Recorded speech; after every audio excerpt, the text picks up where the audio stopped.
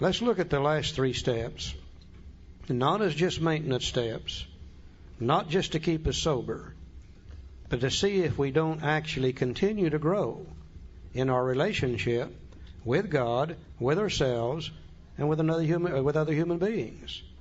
Twice in the book, Bill has mentioned a 4th dimension of existence. Once in his story, once in chapter 2, a dimension of living far beyond the normal 3. You can't explain it, you can't describe it, you can only feel it. And that's what the last 3 steps do. Move us into another dimension of living. Let's look at them for just a few minutes. You know, one of the things that we did as a fellowship is we took the steps out of the book and we put them on these little cards, put them on the wall. And if you look at step 10 on this card or on the wall, well, by the way, we left the instructions on how to work the steps in the book. People come into AA and look on the wall and try to work the steps off the wall without instructions. No wonder they get in trouble. But step 10 off the wall or this card says, continue to take personal inventory, and when wrong, promptly admitted it. And it looked like if we just continued to take a little inventory, and if we were wrong, promptly admitted it, we would be doing the intent of step 10. And somehow or other we got the idea that we do that at night. Well, the nighttime portion is over in step 11. It's not in step 10. And Charlie and I have discussed this at great detail. We don't get in trouble at night in bed anymore. We need a daytime walking around step. So let's look at step 10 in a different light. So this thought brings us to step 10, which suggests that we continue to take personal inventory and continue to set right any new mistakes as we go along. We vigorously commenced this way of living as we cleaned up the past. We have entered the world of the Spirit. We've had a spiritual awakening. Our next function is to grow. To grow, not maintain, not stay where we are, but to grow. In understanding and effectiveness. Now, this is not an overnight matter. It should continue for our lifetime. Continue to watch for selfishness, dishonesty, resentment, and fear. What step did we use to look at that in the first place? Anybody remember? Step 4? Okay. Now, when these crop up, we ask God at once to remove them. What steps did we use there? 6 and 7, all right. We discuss them with someone immediately. And what step was that? 5, okay. And make amends quickly if we've harmed anyone. And what steps did we use there? 8 and 9. Then we'd resolutely turn our thoughts to someone we can help. Love and tolerance of others is our code. It looks to me like if we follow the directions in the book, that we will be doing steps 4, 5, 6, 7, 8, and 9 every day on a daily basis for the rest of our lives. I would defy anybody in this room to do 4, 5, 6, 7, 8, and 9 on a daily basis and stay the way you are. You absolutely cannot do that. I've got that little inventory sheet right up here in my head, just as plain as day, and you do too. And what I've trained myself to do, if I get screwed up at 9 o'clock in the morning, used to I'd wait till I went to bed at night to do something about it. Well, when I do that, I've wasted another day in anger and worry and depression and etc. I finally trained myself that when I get screwed up about 9 o'clock, get off in the corner by myself. Say, okay, Charlie, who are you mad at? What did they do to you?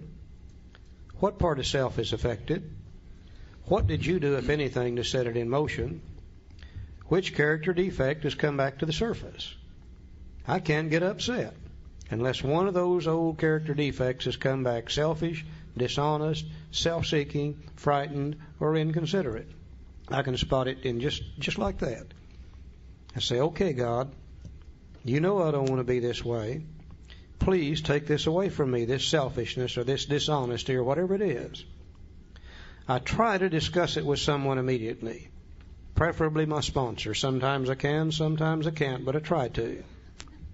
Then I make amends quickly if I hurt anybody in this process. 10, 15, 20 minutes, it's all gone. The rest of the day is okay. I have wasted all the time that I want to waste in resentments and fear and anger and worry and depression and etc. I don't have to do that anymore. My God, I love to feel good. I just don't want to waste any more time. What little I've got left and that other kind of jazz, I've got a tool here that works every time. And as you continue to take personal inventory, as you continue to look and see who you're mad at and etc. and etc. and etc., you're going to learn more about yourself. As you ask God to take these things away, they become less and less. As you discuss them with another human being, preferably our sponsor, we know more about ourselves. As we make amends quickly, our relationship with the world and everybody in it becomes better and better. You can't do step 10 the way the book says and stay the way you are. You just can't. Your relationship with God, with yourself, and with your fellow man will become better and better and better and better. A new dimension of living that we never dreamed existed. Now be careful. This is just like 6 and 7. This is the other changing step. And if you stay fouled up, you can't blame it on anybody else any longer. Because if you're fouled up and you use step 10, you can get rid of that stuff. But if you stay fouled up and stay angry and worried and depressed and selfish and dishonest, it's got to be because that's the way you want to be.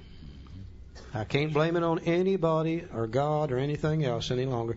And once in a great while, I like to be screwed up. There's times I like to be mad. Because when I'm mad, I can romp and stomp and raise hell with everybody around me all day long. And that gives me a comfortable feeling of superiority. And once in a while, I just love it. There's times I like to be afraid. Because I can use that to rationalize and justify not doing what I should do, or just as importantly, doing something I shouldn't do.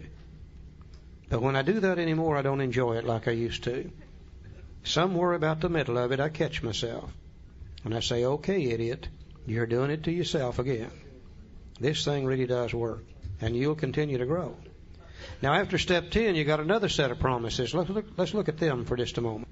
He says, and we cease fighting anything or anyone, even alcohol. For by this time, sanity will have returned.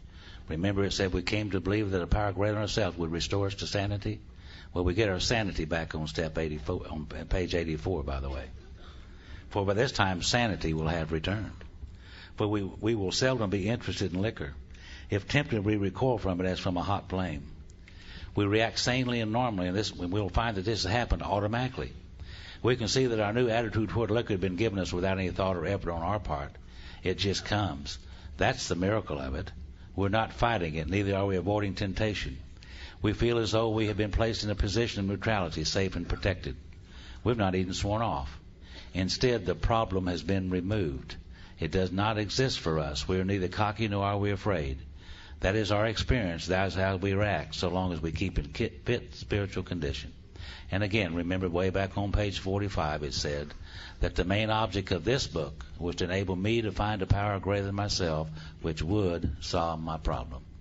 And somewhere between there and here, we have the first 9 steps or 10 steps to the program of Alcoholics Anonymous. And one day into 6 or 7 or 8 months of sobriety, I'm working these steps. I looked up one day and I said, what happened to that desire of drink that I used to have? It's just gone. I mean, it was just gone, seemingly without any effort on my part. I found the power, and the power solved the problem. It was just gone. That's the miracle of it.